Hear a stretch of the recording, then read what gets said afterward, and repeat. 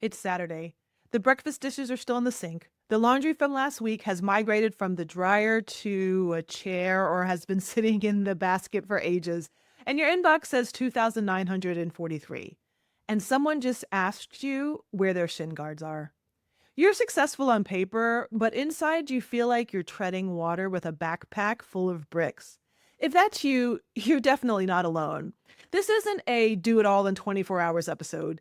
It's a weekend reset designed for real life. Emotion first, then physical, then digital. So you actually feel lighter by Monday. So let's get into it. Here's the honest thing most advice skips. You don't procrastinate because you're lazy. You procrastinate because you're depleted.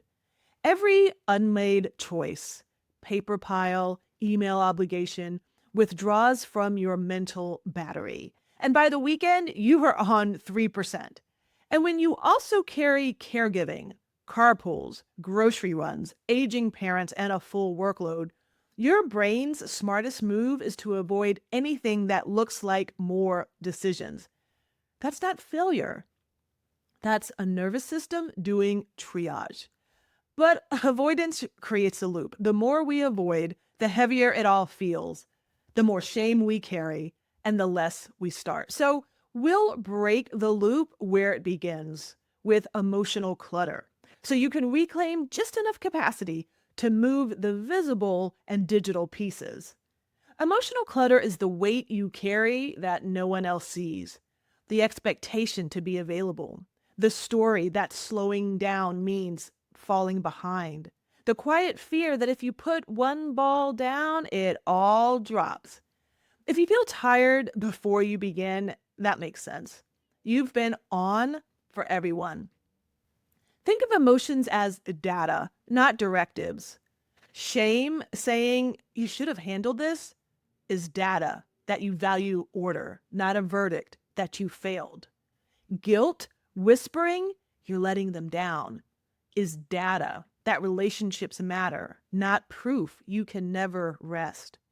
When we treat emotions like truth, we freeze, we get stuck.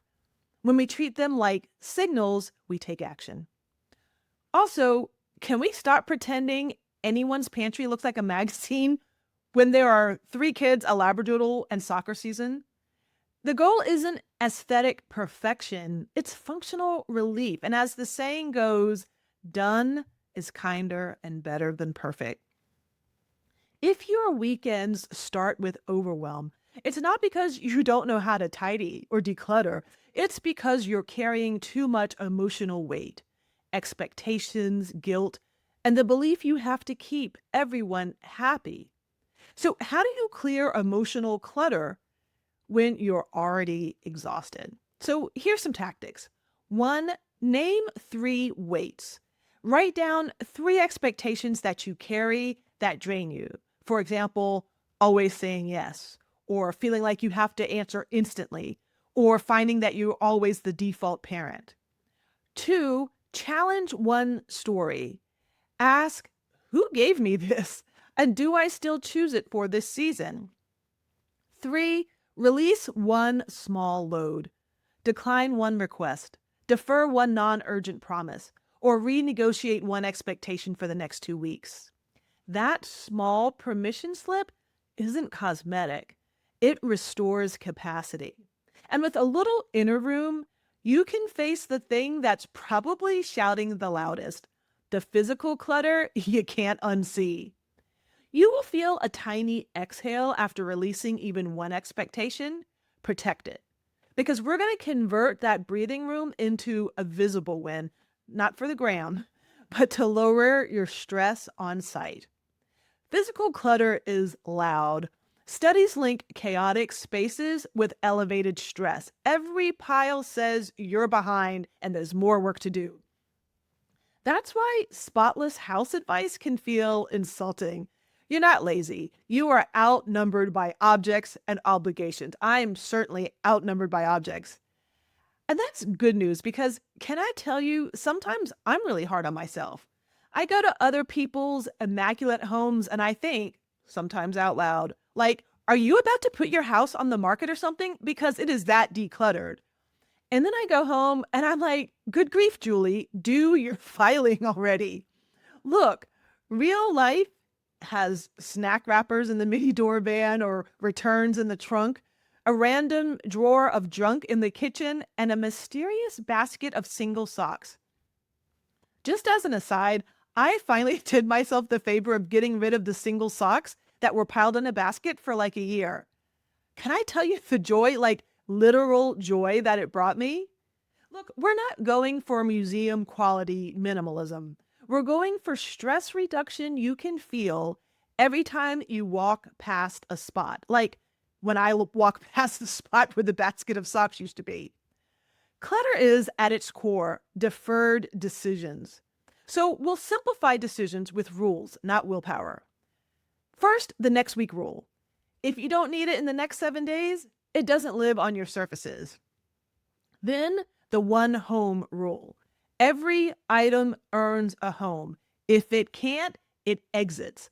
This one is huge because it is basically impossible to live uncluttered if every closet, cabinet, underbed drawer, container store acrylic box, and drawer are full.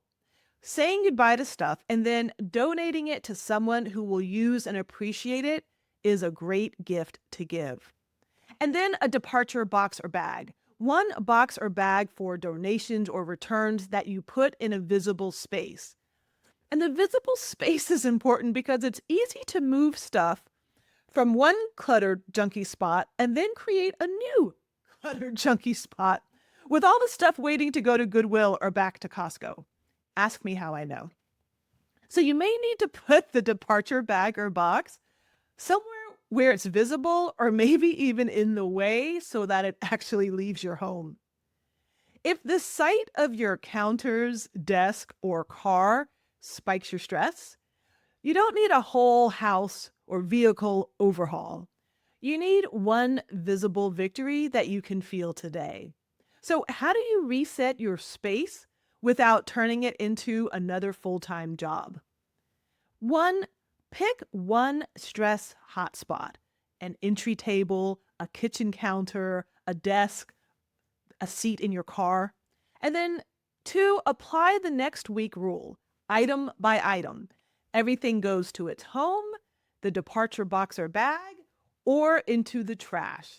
And then third, finish small. Fully complete one hotspot, including wiping the surface so your brain gets a clear before and after.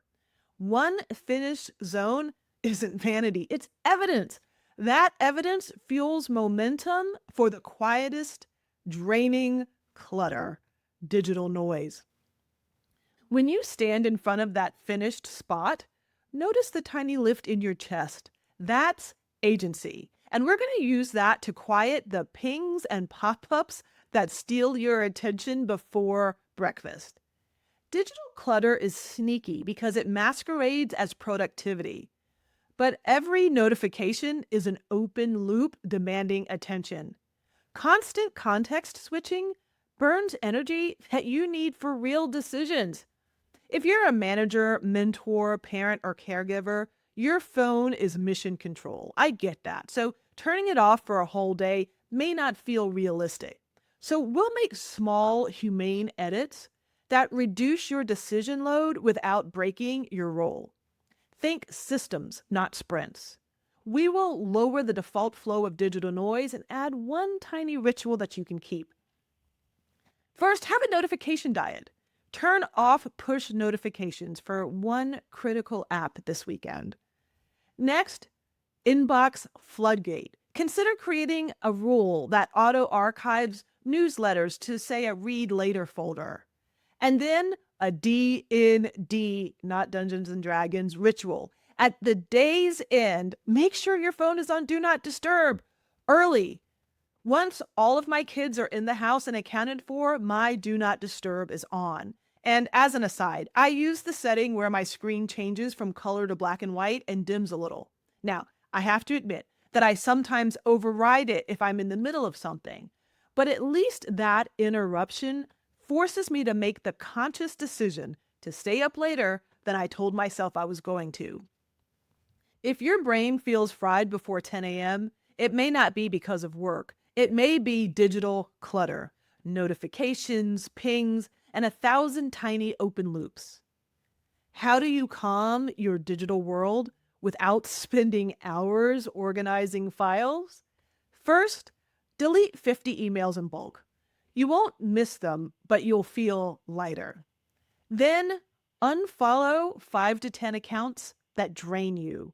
Curate your inputs to protect your mood. And then, silence one app's notifications for a day, for a weekend, for a week, forever. Reduce interruptions at the source. These aren't hacks. These are ways to protect your energy.